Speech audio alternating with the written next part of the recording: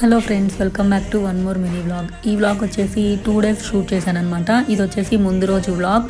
Evening టైంలో మా kids ఇలాగా డాబా పైకి వచ్చేసి గాలిపటాలు అవి ఎగిరేశారు. సంక్రాంతి వైబ్స్ మా ఇంట్లో ముందే స్టార్ట్ అయిపోయాయి. ఫస్ట్ టైం అనమాట వీళ్ళు ఇలాగా ఎంజాయ్ చేయడం.